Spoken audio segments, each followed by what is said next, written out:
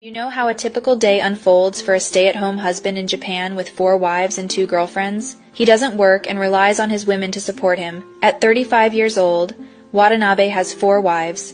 Stepping into his home, you'll see each woman holding a child. They're all Watanabe's wives, with one yet to make an appearance. With Watanabe at the center, they form a household of 8, including 4 wives and 3 children. At 9 in the morning, Watanabe wakes up next to his 3rd wife in their 4-bedroom house. Each wife has her own bedroom. While wives can't intrude into each other's rooms, Watanabe doesn't favor any particular wife and rotates spending nights with each in order. All right, so let's make this exceedingly short. I'm not going to make this one too long. I was watching earlier on YouTube and I happened to see ABBA and Preach. They were talking about passport bros dying abroad. First of all, and I've made this very, very clear numerous times. First of all, if you go to a developing nation that used to be a narco-terrorist state, especially in South America, especially anywhere near America, chances are you're going to have some problems. Now, here I am. I've been mostly Asia, Southeast Asia. I have yet to travel to South America. I have really no interest in traveling to South America. Meanwhile, these Brazilian bubble butts and these Colombian bubble butts, they got these dudes here just anxious to get down there, to go to South America. I should also mention these Dominican bubble butts, but apparently Dominican Republic is slightly safer with the exception of that issue they had a couple of years ago with a lot of tourists dying while drinking liquor or something like that. There was a rash of tourist deaths. But for the most part, I didn't hear about anything about drugging people with scopolamine and everything until you start talking about Colombia. So anyway, here you have this tabloid, The Sun, which I've always known to be, like, you're talking about fake news. Like, The Sun was so bad that basically they invented fake news for the most part. So anyway, so they're saying that passport bro dangers. Femme fatales, the inside deadly trend of passport bros lured by honey traps and murdered for cash. Men under 30 are leaving the Western world to meet women in developing countries, with fatal consequences. Now, first of all, this wouldn't even be happening if the men in general weren't having such a miserable time here dealing with modern, quote-unquote, American women, right? If these men were married, if these men had families, and if these men had reasonable, decent wives, they wouldn't have enough money to be going to these other countries by themselves. But these men are lonely, these men are single, and these men are looking to find relationships. I have no problem with that at all. My issue is that they need to go to countries that are safe. And when I say safe, let me just say very quickly what I mean by safe. When I go down, I just came back, I made videos, plenty of videos. If you're new here, then you can look back on my timeline to July of this year. I made videos, business class travel all the way over to Bali and to Singapore, right? Now, I've also made videos to Thailand and what else? South Korea and unfortunately, I didn't make any videos to Japan or China because that was a long time ago. But Thailand, Bali, Singapore, and I think there was, the Philippines. Now, when I say safe, let's just understand something. First of all, when I was in Bali, the cops don't even carry guns. When I was in Bali, the entire time I was in Bali, I didn't see a single gun. That's number one. When I was in Singapore, yes, they had guns. In Philippines, yes, they have guns.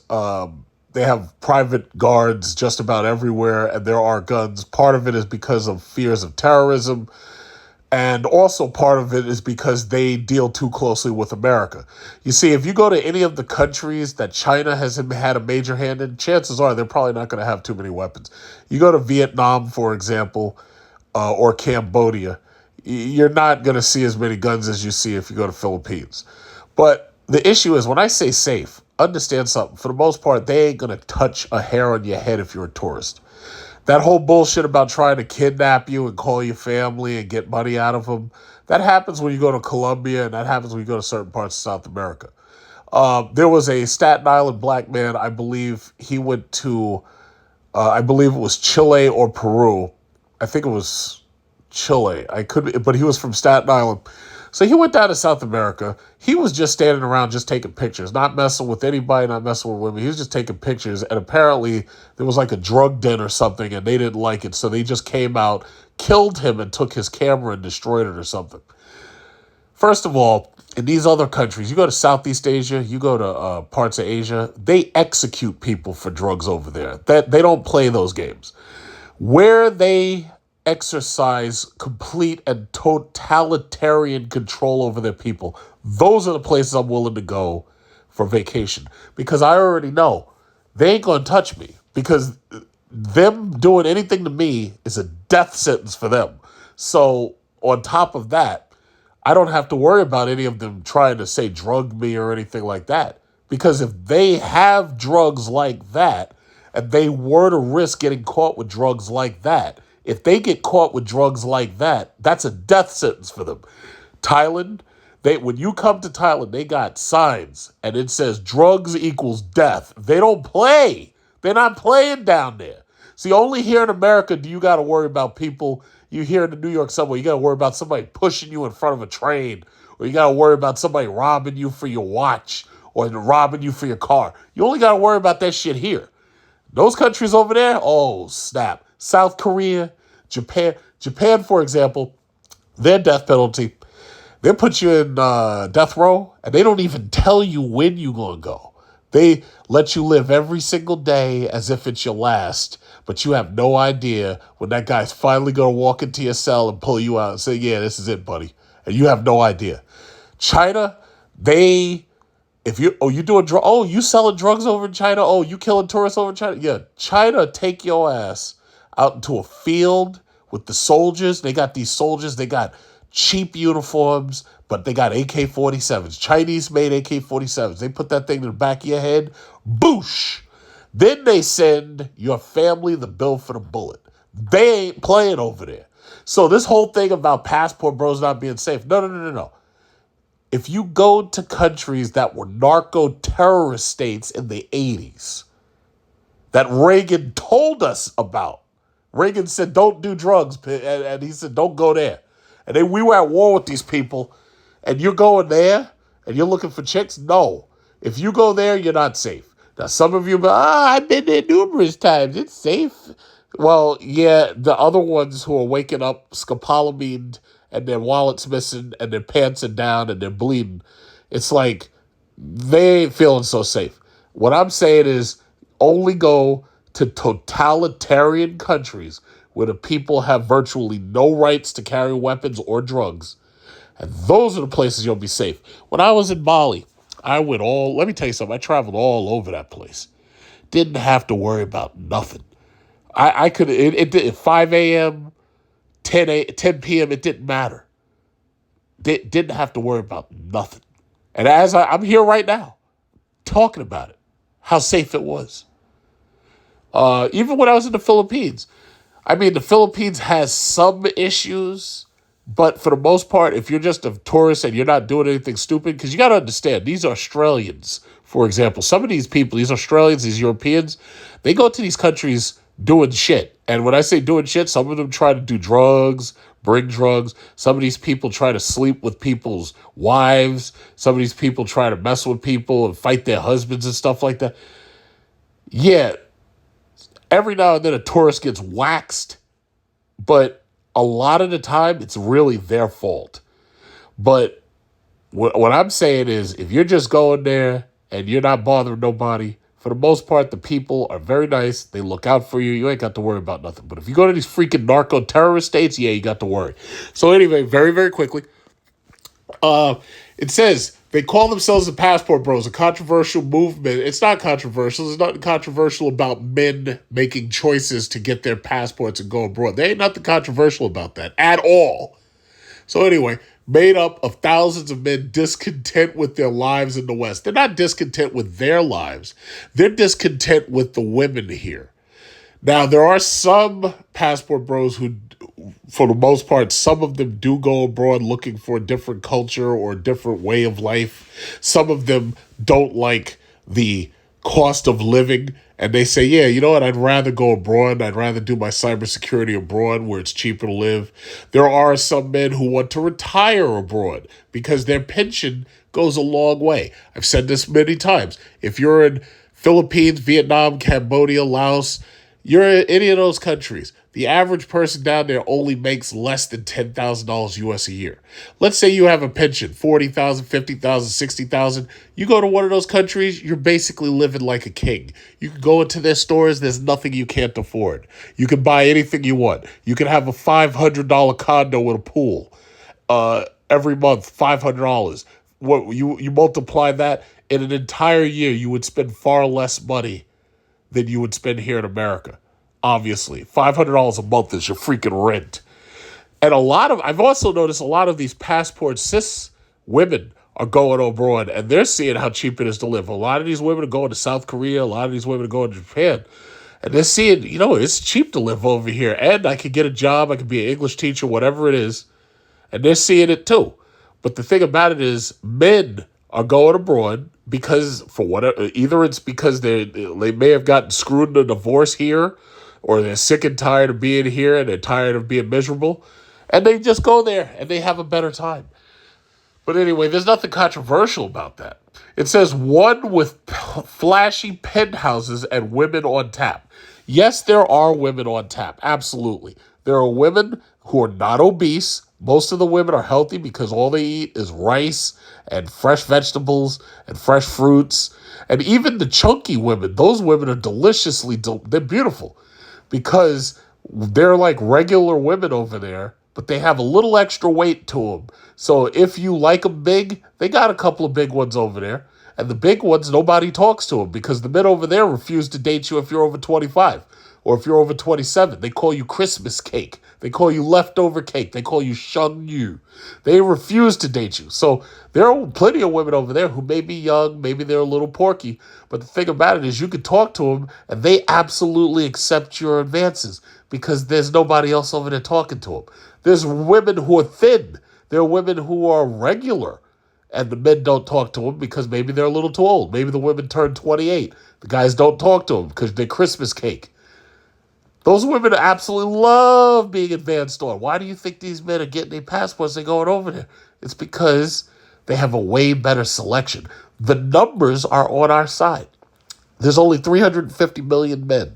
I'm sorry, I shouldn't say 350 million men. There's 350 million Americans. Now, out of that number, let's assume that 45 million of them are blacks. Out of that number, let's say half of them are black men. And then we chop it down even more and we say half of them are marriage age eligible black men. So let's say you're dealing with fewer than 20 million black men. You go over there, you've got over 1 billion women over there. Over 1 billion. In Asia and Southeast Asia alone, you have over 1 billion women to possibly choose from. Even if you cut that number down, you're down to 400 million, 500 million. There's plenty of opportunity. And the reason why I say a lot of them go to South America is because you go to South America, there's fewer than there's about, give or take, there's about 1 billion people in South America, right? You go to one of these countries, the numbers are in your favor. Even if you like Africans, if you want to go to Africa, Africa has over 1 billion people, a little over 1 billion people. Lots of women there, single. The numbers are in your favor. You stay here in America, you've got nothing to choose from except run-through sloppy seconds. Shrimp tacos, that's what you got. Nobody wants that. So anyway, let's go. Passport bros like Sam Speaks. First of all, in order to be a passport bro, you actually have to be black. So Sam Speaks is not a passport bro. He's actually a passport Joe. Jamali Maddox. You know what? And this reminds me, whatever happened to Austin Holloman? I haven't heard nothing from him lately. But anyway, Austin Abetya, that's another one. See, the problem is these tabloids, they always talk to like these white guys who are doing the passport bro life. Passport bros, these are black men traveling abroad. So let's just understand that right away. Yet, what first started out proclaiming itself as a men's health movement has rapidly evolved into something far more sinister. You see, this right here, you already know they're full of shit. Okay, a new documentary about the Passport Bros, fronted by Taskmaster comedian and documentary maker Jamali Maddox, lifts the lid on what life is really like for those who go abroad after being sold a dream by carefree TikTokers who've made the leap themselves. For you to even say that, you're ignoring all of the black men who've gone abroad and found love, femininity in the women, and have married and have had children abroad. You're ignoring them. And you're talking about sinister, this and that. It's like, this is part of the reason why, again, I refuse to accept anybody else in the Passport Bros moniker except for black men. Because you got a lot of these Australians and you got a lot of these Europeans who go to these countries and they get caught doing very bad things that I'm not even going to mention because you already know what they be doing because you see them when they end up getting caught. But the bottom line is, I'm not letting them in on this. I don't care who says what. I'm not letting them in on it. So anyway, Jamali travels to Medellin, Colombia. And this is what I'm talking about. See, when you go down there, if they slip that scopolamine on you, you've got no recourse. And meets men who brag of betting as many different women as possible. Here's my question, Jamali. Why are you hanging out with men who are bragging about how many men they're sleeping with? What are you down there for? Are you down there to meet men? I don't get it. So anyway, and others who make online videos boasting about how their money goes so far and can get them far on a date. First of all, I don't really think I've ever really bragged about how much you can get on a date by having money. The reality is the cost of living in those countries is what it should be here. But we've got such horrible leadership that inflation has eaten us alive here. When you go over to those other countries and you have fresh food, prepared food, it doesn't cost you a fortune. I've taken girls out on dates in China. I've taken girls out on dates in South Korea. I've taken girls out on dates in Philippines. I've taken girls out on dates in Thailand, Bali. The reality is, it's not, it's really, I have to say, it's what it should be. You should be able to go out on a date without spending a fortune. And then, even better, because the females are so much nicer, it doesn't matter what you've spent. They're appreciative that you've taken them somewhere.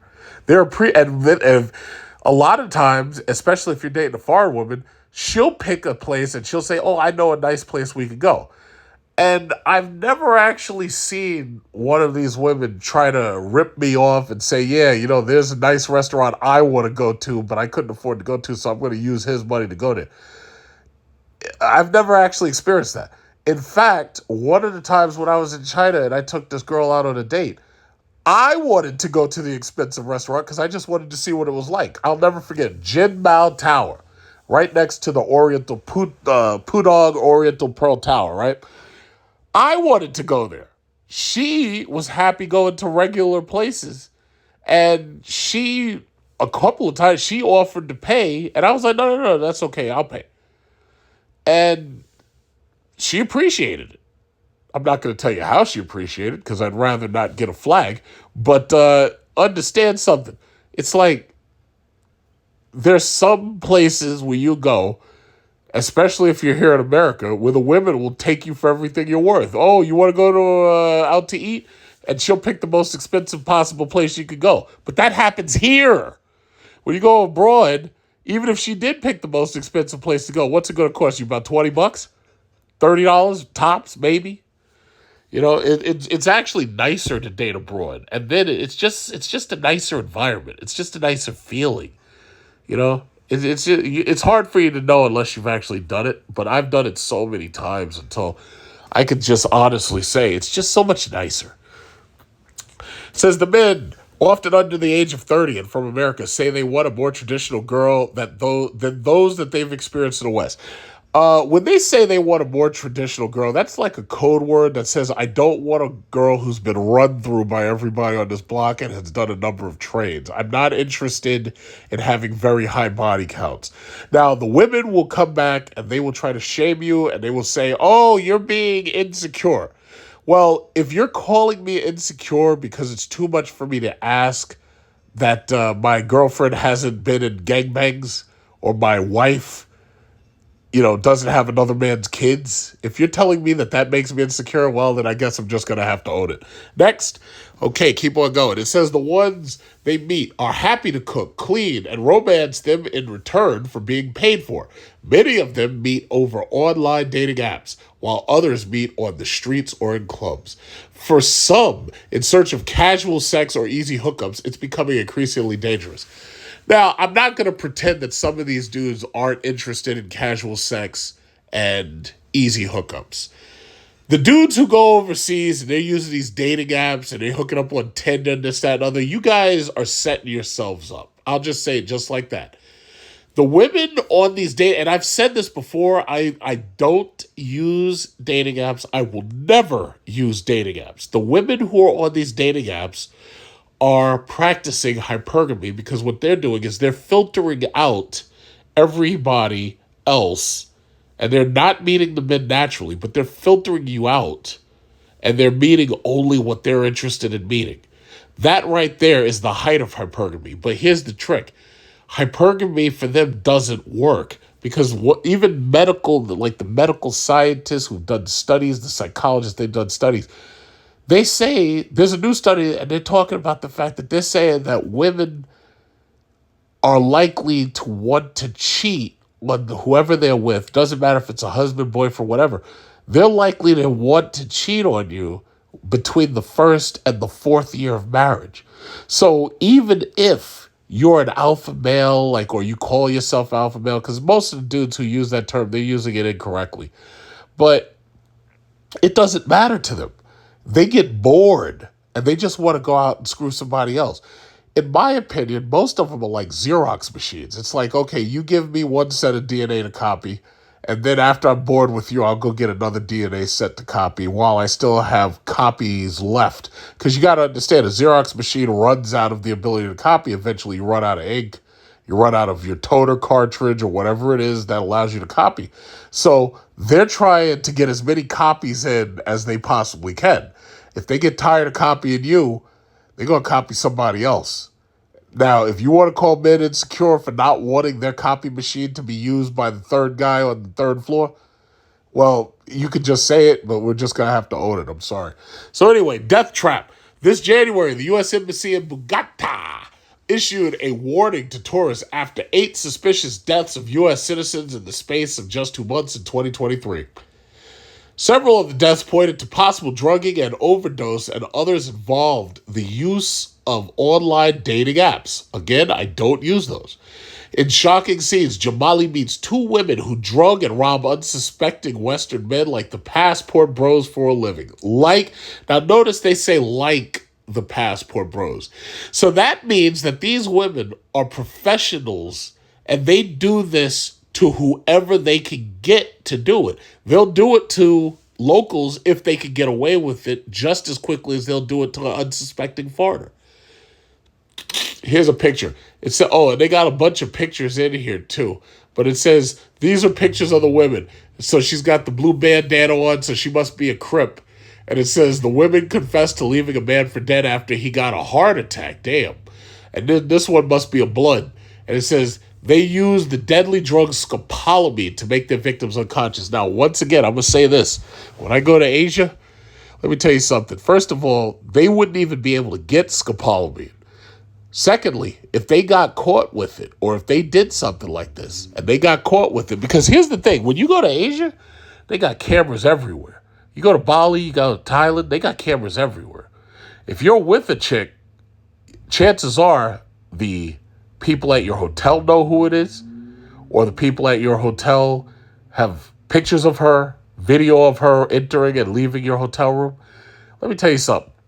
One of them gets caught killing a tourist, or drugging a tourist, not even killing him. One of them gets caught drugging a tourist. That's the death penalty. That's why you don't have these kind of problems over there. And those are the countries I travel to. It says the sinister duo who conceal their identity with sunglasses and bandanas used the deadly drug scopolamine to render their victims unconscious. In smaller doses, scopolamine is used in medical settings to treat motion sickness and post-op nausea. Larger amounts can cause cardiac arrest. Admitting they robbed for cash, phones, and gold, the women showed Jamali a small vial bought on the black market for 60 lira. I guess that's lira. I don't know what that symbol is, but it could be, I think it's lira, pounds, maybe, I don't know. Speaking via a translator, one tells him, with that you can kill 10 people, but it's better in powder form. You rub it on their chest.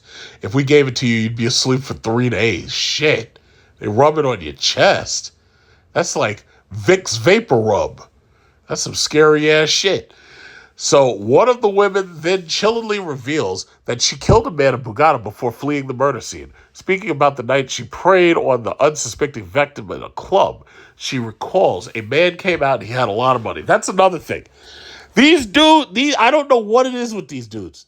They go to these countries. They go to these third world ass countries where the people have like not enough food to eat.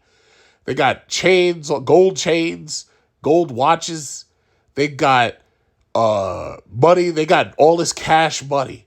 Let me tell you something. When I go to these foreign countries, I've got credit cards. I've got debit cards. I've got my Apple Watch. I've got my iPhone, right? Now, the interesting thing about an Apple Watch or iPhone, if you did manage to steal it, these things have Find My iPhone, Find My Apple Watch, right? So if you did manage to steal it, you're not going to get very far with it. Furthermore, I can delete the entire phone simply by using a computer and saying, yes, delete my iPhone, delete this, delete that. So as soon as it logs into any network, it's going to delete itself. You're not getting any of my information at all. That's number one. Number two, I don't walk around with wads of cash. That's just stupid. Some of these dudes do that. And I do understand that when you're in these third world countries or these developing nations or whatever, I understand that their money feels like monopoly money and you don't understand how much of it you're actually carrying. Like me personally, I would never walk around with $5,000 US cash in my hand. I'm not going to do that. If I need to buy something, I'm going to use a credit card and then I'm going to pay it off with a wire transfer from the bank or whatever. These dudes go to these third world countries. These dudes are walking around with cash money like crazy, busting out their socks. And I'm like, yeah, you're a target now. It's like, no, if you use credit cards everywhere you can and you keep the bare minimum of money, $100 US, if you keep the bare minimum of money, you don't have to worry as much. But these guys are walking around like it's a 1980s rap video. Like, it's just ridiculous. It's just ridiculous. So they make themselves targets. I'm sorry. All right. We were two girls. I had already given him the liquid, and my friend gave him another dose, so he overdosed and had a heart attack at the nightclub. Right there, he became stiff. So we left and flew away. Of course, but I knew from the television, from the newspapers, it was a problem.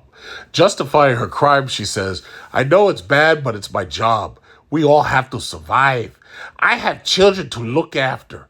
It seems better than prostitution. But anyway, a man came out. Oh, wait. A man came out and he had a lot of money. We were two girls. Okay, so that's just a recap of what it was. The other woman flippantly adds, life goes on. Life ends. So they die. The dangers around casual dating seem to fall on deaf ears with some of the passport bros who call being dosed with the drug being scoped. One jokes about the time he fell victim to being drugged and robbed. Listen, if you get drugged and robbed, you're not supposed to joke about it, okay? Smiling, the young American tells Jamali, Colombian women are the most beautiful in the world, but they're also the most dangerous. Let me tell you something, and I'm going to be perfectly honest. I met a Colombian chick. Well, first of all, I dated a Colombian chick a long time ago. I dated this Colombian chick, and she was nice. She was pleasant. She was pleasant to be around. The only problem was she was a little bit older than me. And she wanted a younger guy, a dude taller than her. I'm obviously I was taller than her. I got pictures. But anyway, she wanted a younger guy. And I guess she wanted to feel the thunder of a younger man and all that. But more recently, I met this Colombian chick. God damn. Just thick. Like thick. Just thick all over. Like, just ridiculous. I can't get over how thick this one is. And just pretty. Just pretty and thick and pretty and thick. It's just ridiculous. I understand why these guys are willing to risk going down there to get scoped and drugged just to find chicks like this. I totally understand it, but it's just not worth the risk. And I understand why these dudes would make that step. I understand it. But again, it's just not worth the risk. It's just not worth the risk. Come on. So, you never know what they might slip in your drink. You might wake up without your phone, iPad, credit cards missing 5,000. Wait, 5,000. I think these people don't understand where you're supposed to put the comma. You're supposed to put the comma behind the third zero. It's almost like you wanted to type 50,000 cash, but you typed 5,000 with 4 zeros. Anyway, I got scoped 2 years ago, laughing that he can't remember a thing he adds. That's the coolest part. I don't know what happened. I woke up without my shit. I took a girl on a date. It was a Tinder girl. We were at my house. We were sharing a drink. I'm kissing her. Then I woke up the next morning without my phone, iPad, wallet. I thought to myself, I got. Okay. This is Jamali, I guess. On the left, I suppose. Yeah, Jamali is that tall one right there with the black hair. These ain't passport bros. Both of these guys ain't black. What did Joe Biden say? You ain't black. So anyway, one of the movement's biggest influencers is 24. No, I'm not talking about him. Next, I'm gonna keep going. I'm not reading that shit because see the news likes focusing on that dude. I'm not doing it. We decided to get a job. Nope. Not talking about him at all. Nope. Skipping it. He's not a passport bro. Let's see his TikTok. Nope. Not reading it. But quizzed about the dangers about the farm man picking up. Nope. Still not reading it. Still not reading it. Nope. Still not reading it. Nope. What's this? The language barrier is unreal. Paul Nguyen died of a suspected overdose of scopolamine. Well, that's what you... Listen, Paul Nguyen, I'm assuming you're Vietnamese because you look like my Vietnamese female friend, and on top of that, your last name is Nguyen, which is a common Vietnamese name. There is no reason for you to be in Colombia looking... Yeah, there's no reason for you to be in Colombia looking for chicks. You got plenty of them over there in Vietnam. In fact, I'm coming to see them soon. So, you did this to yourself. All right, next, police arrested his Tinder date. This is his Tinder date. Yep, you see? He thought that he was being cute, typing back and forth to her. He didn't realize she was a pro. And she got him. He got. What is this? From a new wave of seemingly more carefree passport bros known as weekend warriors are arriving in developing countries like Colombia. Often, they'll stay for just a few days to take advantage of the cheaper cost of living for nights out and dates. Some, like Italian-born Jeffrey, who was inspired to come to Colombia by... anyway, I'm not mentioning him. Jeffrey, 24, has never visited America, but tells Jamali the girls in America, the majority, are not very respectful to men. However, here in Colombia, the girls are so respectful and know how to treat a man. Before bragging about multiple one-night stands, he says, I want to be free. I want to try every race. Yeah, that's going to be a problem. Jamali Maddox meets Sam Speaks. Yeah, you see, this is more of them. These guys are not passport bros. I'm sorry. Nope. And you're up there sitting on a goddamn Hyundai? Are you kidding me? Like you're cool or something? You're sitting on a freaking Hyundai. It says Sam Speaks has been living in Colombia for the past 2 years. The real life Hitch charges passport. Oh, he's a Hitch now, like Will Smith. Charges passport bros looking for love $3,000 to help bait a Colombian girl. He insists, I have clients who are absolutely crushing it. One of them is Harry, a 37-year-old cybersecurity engineer who moved to Colombia from Washington, D.C. after being inspired by Passport Bros content. In the documentary, Sam takes Harry on a shopping trip to help improve his image and encourages him to pick up girls on the street. As Sam delivers chat lines via an earpiece. Oh my God. Yet Harry insists he's after a serious relationship. He tells Jamali, I'm here to find possibly the mother of my kids. I'm not here to just date multiple girls. You see, this is what I'm talking about. Girls in the U.S. that I have personally dated haven't been the most affectionate. I actually left a girl who didn't respect me. I told Sam I watched your videos and I followed you on Instagram. Most people will think Sam is just a pickup artist, but he's so much more than that. But even Sam is now warning about the dangers of casual hookups and scopolamine. In one TikTok video, he even warns men to take a picture of a girl's ID before bringing them home. Yeah, like that can't be faked. Okay, so here's a picture of Jamali playing Follow the Leader with Fabio, or I don't know who that is. Icon lives in a penthouse with other Passport Bros. These guys don't look like Passport Bros to me. That looks like Jesus right there. Or at least what they told me Jesus looks like. I don't believe them.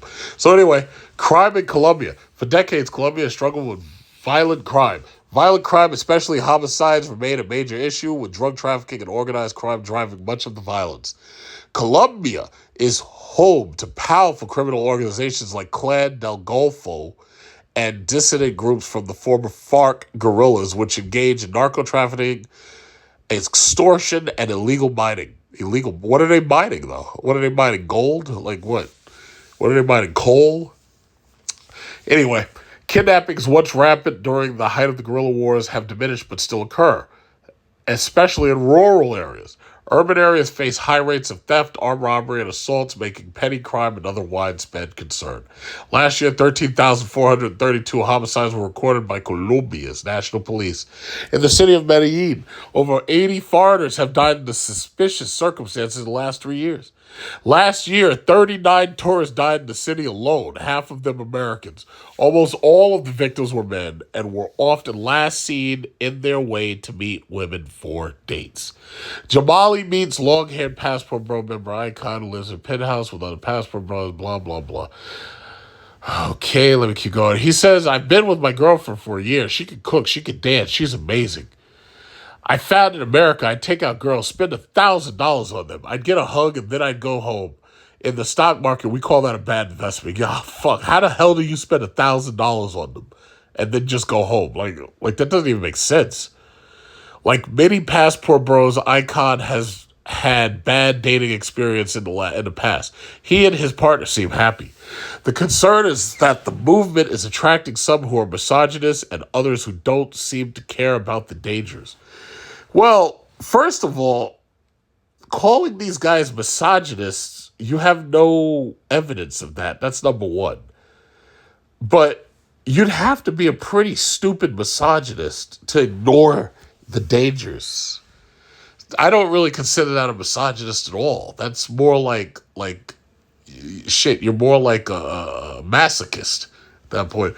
But anyway, it says, here he is again. Let me skip that. There are some super misogynistic, super hurt men. Those guys are ruining it for everybody else. Sam is now warning fellow Passport Bros to take pictures of girls' ID before taking them home. So So this is Sambo right here. Okay. Here, I can't get away from this guy. All right, so that's the end of this story, basically. Yeah, I'm not going to read the whole thing because I'm not interested. You see, I don't like how the news twists things, and I also don't like it how they grab on to people, and these people may or may not be really, really into the actual, how should I say, struggle. But Passport Bros are black men traveling abroad looking for relationships. White guys, those are the Passport Joes. The women who do it, travel abroad looking for men, those are Passport hoes. And then the women have tried to call the men who get women abroad. They tried to call you traffickers, basically, because they're always trying to shame you. But the thing about it is we have nothing to do with the trafficking. Those are the transport bros. Those are called the transport bros because they transport hoes. That has nothing at all to do with the Passport Bros. The Passport Bros are black men traveling abroad looking for relationships. So that's about it. That's the Sun. So it's a typical tabloid story. Yes, they fill it with as much, rumor, conjecture, lies, and innuendo as they can possibly fill it with. These stories are coming from people who I don't really consider these real Passport Bros. I will say, yes, we do have an issue with black men going to Colombia and parts of South America that I'm not too fond of. I'm not crazy about Brazil either. That place has crime that's off the hook. I'm not interested in seeing your favelas or anything like that. Bottom line is, I would never travel to any of those countries until I see that their governments have a strong controlling hand over the people, where fear runs rampant and they're terrified of hurting tourists, terrified of drugging tourists, and terrified of robbing tourists. Some of the, like when I was in China, I could go to the ATM at 3 o'clock in the morning. I didn't have to worry about a thing. I could do now, mind you, here in New York City, if you go to the bank of the ATM, you have to worry about somebody following you home and robbing you. There's a very famous video where a Mercedes chases down a car, and then these two guys get out and rob a guy at gunpoint of like more than $20,000. That happened here. And that just tells me that I have no respect for these police or the laws here, because in any of those other countries, those people would have been brought to the hook. Now, when I was in China, I 2 o'clock in the morning, 3 o'clock in the morning. There's nobody who would even think of coming after me. And they know I have the money. Nobody would think of it. You know why? Because the Chinese government would take you out into that field, and they got soldiers, and all of y'all get off the bus at the same time. They take you out into that field, and they got the soldiers with the AK-47s. Nobody would think of robbing me at all. When I go to, even Dominican Republic, I went there. I go, you go around, look around, you go off the beaten path. The people won't allow you to hurt a tourist. The people, not the cop, not just the cops. And I think I told this story before. I had like the iPhone. Now, this was 2011. I believe it was the iPhone 7 or the 7S. It was one of those. No, not the 7. It was the 4. The iPhone 4 or the 4S. So anyway, I take a trip into town, and I'm just looking around, seeing like I came from Puerto Plata. So anyway, I'm looking around, looking at the town, seeing how everything is, taking pictures with my brand new iPhone. Got a brand new iPhone because this was November 2011. I'll never forget it. November 2011, brand new iPhone I already got in September, right? Because that's when they release them. So anyway, I got this brand new iPhone. Now, down there in Dominican Republic, all they had was like Blackberries, and that was like it. So I'm standing on the corner taking pictures of my shiny-ass iPhone, not worried about nothing. 2 cops walk up to me. 2 cops. One of them, about my height. The other one is a little bit shorter. One of them's got an AK-47. And the other one's got a pump-action shotgun. One of them stood on my left. One of them stood on my right. Like they were waiting for the bus with me. Because I was waiting for the bus or the pickup to go back, right? They were standing there just in case somebody tried to take my phone from me. And I'm looking to my left, I'm looking to my right, I'm looking at their guns. I'm like, oh, yeah. I'm like, hey, how you doing? And they're like, oh, yeah, we okay. Yeah, we okay. Oh, everything's good. Yeah, everything's good. If anybody felt like trying to snatch that phone out my hand, they were going to get a back full of shotgun pellets. Now, when you go to some of these other countries, including here, because I'm not going to leave us out of it, these people are pushing people in front of trains here on the subway. These people are slashing people with knives. This is the New York City subway. I'm not letting this place off the hook. Slashing people, robbing tourists, doing other things to tourists, taking shit from them. And I'm like, you mean to tell me that we like our laws are so lax that these people really feel jumping turnstiles? They don't care. They don't care at all. And if you what do they call it? The broken window theory or something? If you have no respect and you break a window, you'll do something else. It's like, nah, man. I go to these other countries, you ain't got to worry about nothing. Because those people, those countries, those governments, they don't play around. This whole thing about scoping and drugging people. If you go to the Bronx, That happens there too. There's some of these dudes who be meeting these chicks on Tinder and Facebook, and they'll go to the Bronx, Brooklyn, and she's got her boys waiting for them, and they'll rob them, or if you're lucky, you just get robbed. And I'm like, wait a minute, you mean to tell me that's going on in my own backyard? And meanwhile, I can fly 9,000 miles away. I ain't got to worry about nothing like that. If it was up to me, they'd be executed one by one. Executed. They'd have a nice fair trial. They'd be found guilty. And then they'd just be given capital punishment. Because for them to be doing stuff like this and killing tourists, I got a problem with that. I've said it enough so that you understand that I mean it. Even Trump stands in, he tell you the same story. He'd be like, yeah, it's like these drug dealers are killing. Now, and these are the drug dealers with the scopolamine. I'm talking about the ones with the fentanyl. They're killing Americans and getting away with it. I got a problem with that. I got a serious problem with that. So you can say, oh, you're a terrible person. I care less. I care less what you think. I'm sorry. I don't care. But I got a problem with that. American tourists going abroad, get drugged, and get robbed. No, I got a problem with that. So that's the story right here. And that's the Sun right there. That's the story from the tabloid The Sun. So my bottom line is this, and I've said this 100 times. It's like, guys, you should not go to countries like this where they ain't got control over their people. Those are countries you should stay out of. There are plenty of other countries you can go to where tourists are respected. American tourists are respected. And we don't have to worry about nothing like this. I can honestly say, I've been in the Philippines, Bali, Thailand, China, South Korea, Japan. I went there and came back with the exact same stuff I went there with. I can't talk about somebody stealing my phone. I'm holding my phone right now. I can't talk about somebody stealing my iPad. I can't talk about somebody stealing my watch. I can't talk about somebody stealing my money. I can't talk about them stealing anything from me. And let me tell you the honest truth.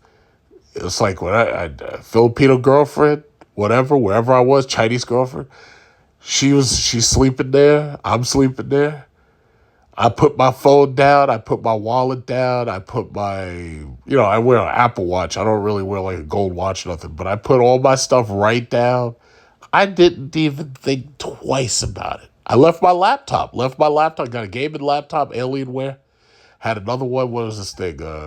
Asus Tough Gaming laptop. Leave these things. I didn't have to worry about nothing. Let me tell you something. Not only was the chicks that I was with, they wouldn't dare touch my stuff.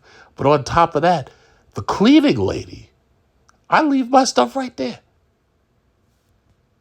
The cleaning lady wouldn't even think about touching my stuff. Just think about that.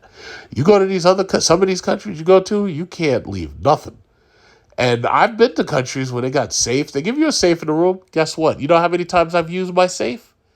Not once. I was in Bali for the whole month. Didn't use that safe. Not once. I was in Singapore. Now, y'all know Singapore don't play. Singapore caned an American for vandalizing somebody's car. Caned them. Have you ever seen what it looks like when you cane somebody? They put you in chaps like a cowboy. They got chaps and your booty's hanging out. And then they got that cane. Whap! Whap! Whap!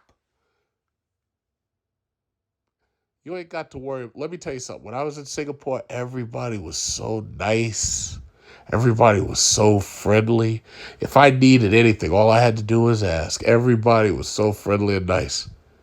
They're not playing down there. And you talking about people, drugging tourists? Are you kidding? They wouldn't dream of that down there.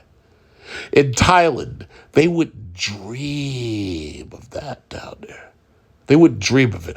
I could go down there, doodly doodly doo. I've got money and cash hanging around. Oh, look at me. It's the 1980s rap album.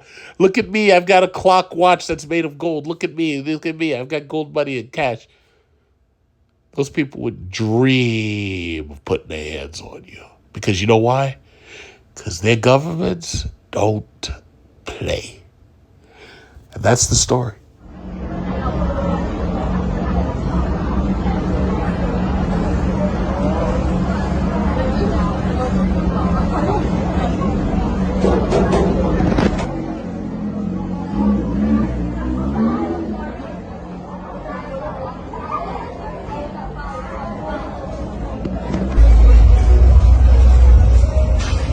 Time to get on 5 benefits of dating Asian woman. Let's get it, let's go. 1, you're gonna get good access to Asian food. Yes, they believe in cooking for their man too. And you know they make good food. Number 2, they're quiet. You ain't never gotta worry about them running their mouth or telling your business. Your business is their business and they ain't gonna tell nobody else. They probably think it's a waste of time anyways. 3, they age good. When they get 40, they probably gonna look 20. And when they get 50, they probably gonna look 30.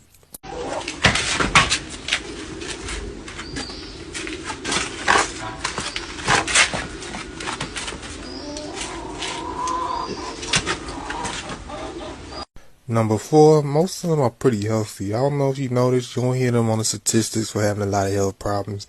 And most of them, by statistics show, they have the longest lifespan on average. God forbid on average, most of them do live longer than other group of people. 5th and final reason on the list, they're presentable. You ain't never gotta worry about them embarrassing you. Their parents raised them to have a lot of manners. To be continued.